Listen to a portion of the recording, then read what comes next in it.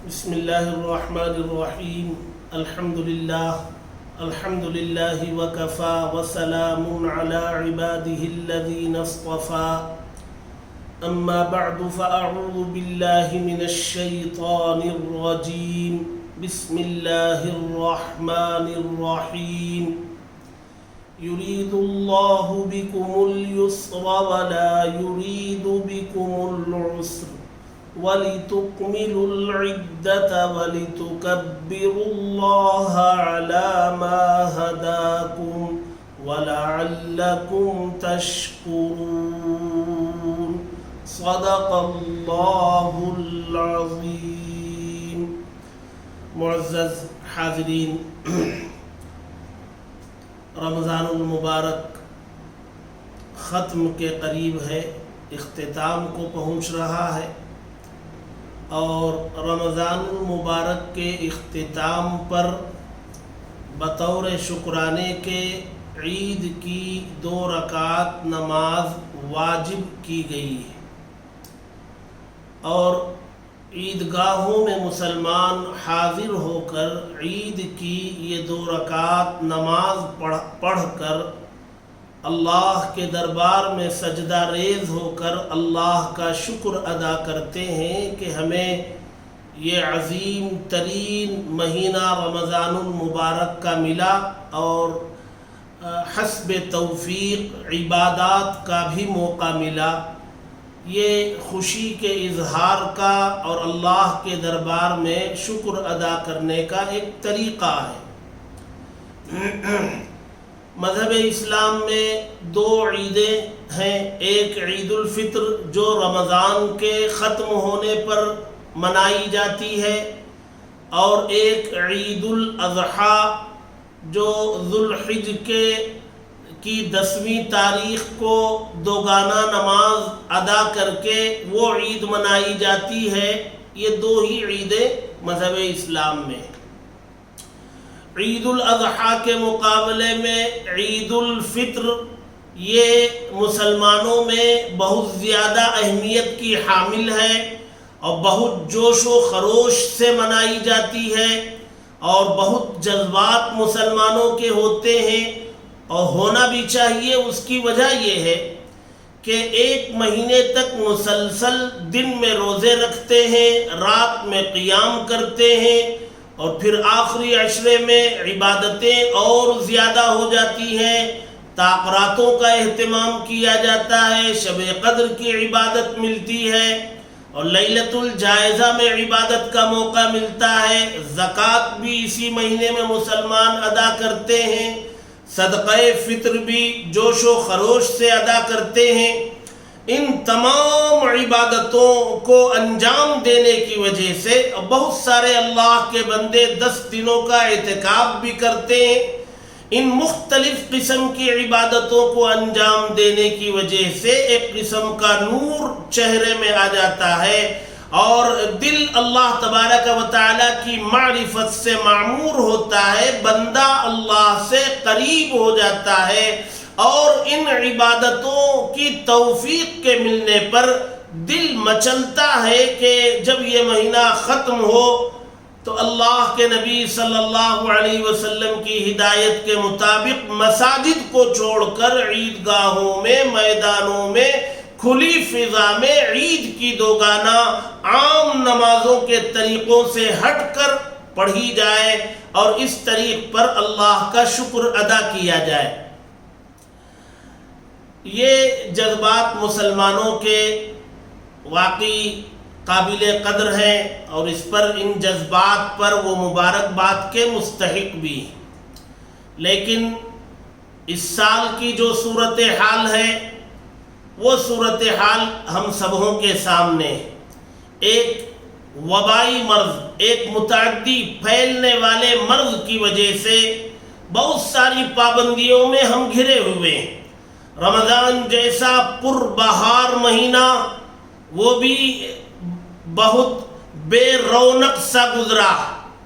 وہ بہار ہمیں دیکھنے کو نہیں ملی، نہ مساجد میں، نہ نمازوں کے موقع پر، نہ افطاری کے موقع پر، نہ طاق راتوں میں نہ اعتکاف میں بیٹھے ہوئے وہ اللہ کے بندے مساجد میں ایک بہت بڑی تعداد میں نظر آئے، وہ بہار نظر نہیں آئی، پابندیوں میں رمضان گزرا ہے اور امید تھی کہ رمضان پابندیوں میں گزرا، کم از کم عید میں موقع ملے کہ حسب روایت اسے ادا کی جائے، لیکن کیا کیا جائے کہ اس موقع سے بھی ہمیں محروم ہونا پڑا اور عیدگاہوں میں عید کی نماز ادا کرنے کا موقع نہیں ملا، اجازت نہیں ملی۔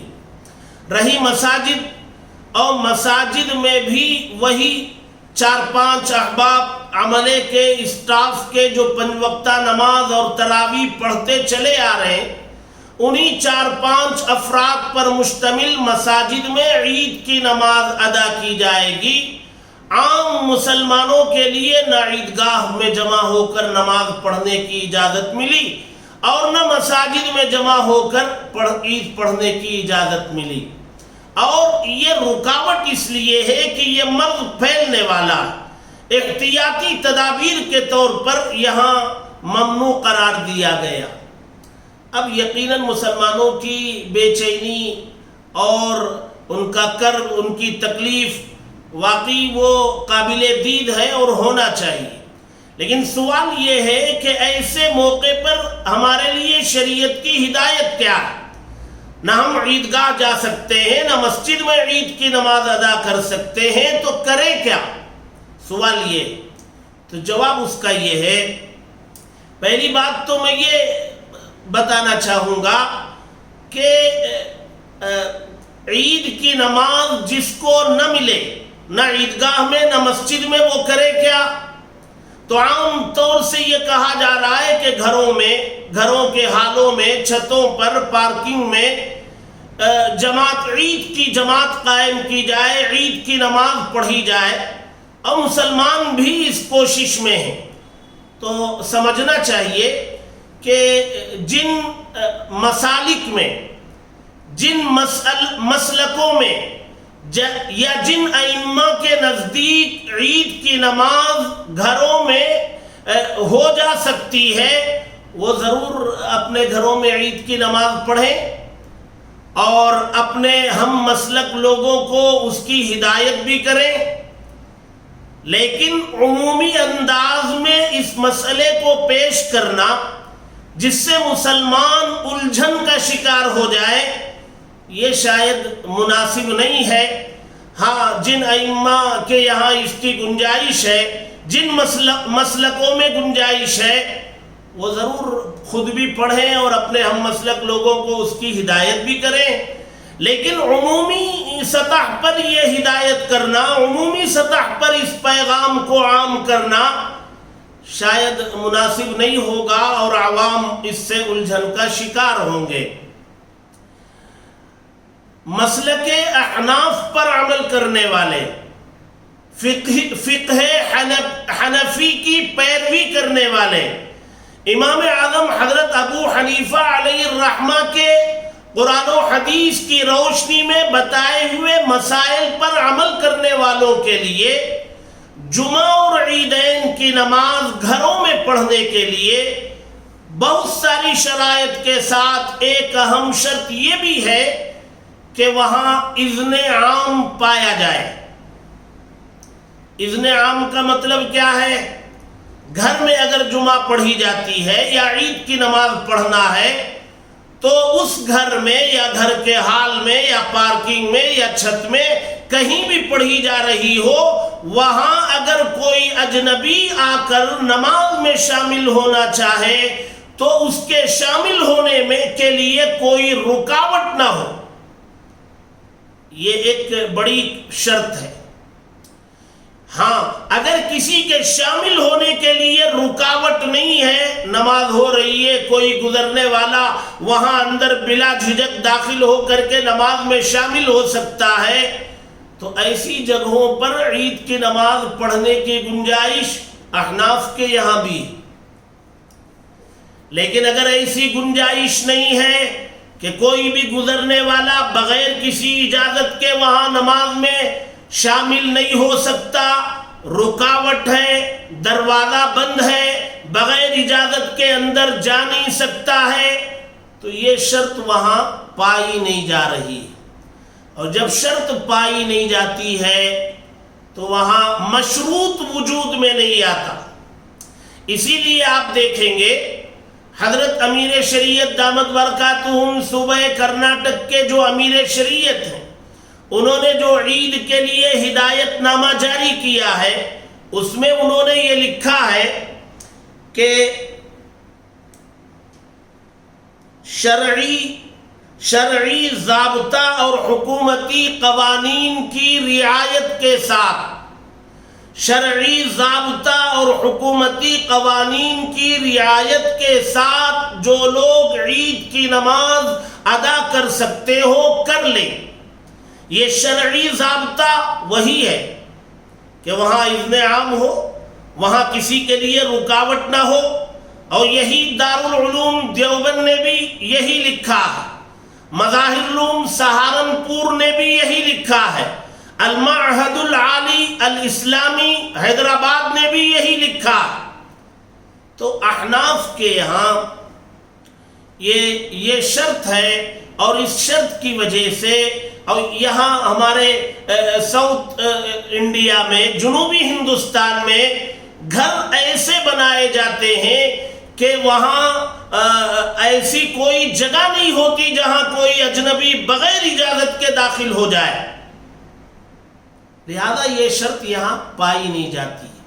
دوسری بات یہ ہے حکومتی قوانین کی رعایت. ظاہر سی بات ہے اگر ایک گھر میں کئی لوگ جمع ہوں تو اس وقت تو یہ ممنوع ہے، اس سے روکا گیا ہے.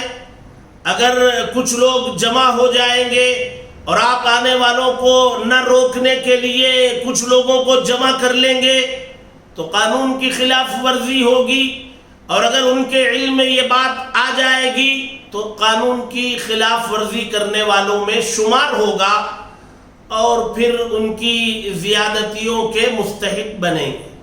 اس لیے یہ مسئلہ جو حضرت امیر شریعت نے بتایا یا ملک کے اکابرین جو بتا رہے ہیں، یہ اپنی ذات سے نہیں بتا رہے ہیں.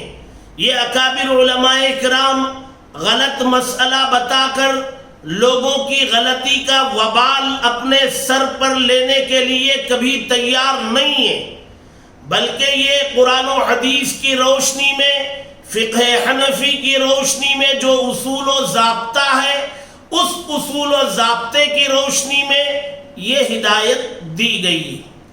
تو مسئلہ یہ نکلا، پوری گفتگو کا خلاصہ یہ نکلا کہ اگر عید کی نماز جن کو نہیں مل رہی ہے، وہ لوگ اگر عام لوگوں کی آمد کی اجازت گنجائش کے ساتھ، شرعی ضابطہ اور حکومتی قوانین کی رعایت کے ساتھ اگر ان کے پاس گنجائش ہے تو وہ ضرور عید کی نماز پڑھے، اور اگر نہیں ہے تو وہ چاشت کی 2 رکعت کر کے 4 رکعت نماز عام نمازوں کی طرح انفرادی طور پر پڑھ لیں. چاشت کی نماز 2 کر کے 4 رکعت یا 2 ہی رکعت چاشت کے وقت میں انفرادی طور پر نماز ادا کر لیں عام نمازوں کی طرح. اس میں کوئی زائد تکبیریں نہیں ہوں گی، وہ عید کا بدل بھی نہیں ہوگا، وہ چاشت کی نماز ہوگی. اور اللہ کی ذات سے امید رکھیں کہ عید پڑھنے پر جو اجر ملا، آپ کو ملا کرتا، وہ اس نماز سے بھی انشاءاللہ ملے گا ضرور. اس امید کے ساتھ یہ نماز ادا کریں اور دعا بھی کریں کہ اللہ تبارک و تعالی اس پریشانیوں کے دور کو اللہ تبارک و تعالی ختم فرمائے. جی بہت مسائل ہیں، بڑی پریشانیاں ہیں، اور بہت سارے طبقات مختلف قسم کے مسائل کا شکار ہیں. یہ سب اللہ تبارک و تعالی کی آزمائش ہے، ہمارے اپنے بد اعمالیوں کے نتیجے میں ہے. تو اللہ تبارک و تعالی کو منانے اور راضی کرنے کی کوشش کریں، گزارش کریں کہ یہ امتحان کا دور ختم ہو اور ایک مرتبہ پھر ہمیں پہلے کی طرح مساجد آباد کرنے کا موقع ملے، اب کے مساجد آباد کرنے کا موقع ملے گا تو پورے شوق اور دلچسپی سے دن میں 5 مرتبہ مساجد میں حاضر ہو کر باجماعت نماز پڑھنے کا وعدہ اللہ تبارک و تعالیٰ سے کریں۔ امید ہے کہ اللہ تبارک و تعالیٰ ضرور راستہ نکالیں گے۔ اللہ تبارک و تعالیٰ ہم سب کو کہنے سننے سے زیادہ عمل کی توفیق نصیب کرے۔ وآخر دعوانا ان الحمد للہ رب العالمین۔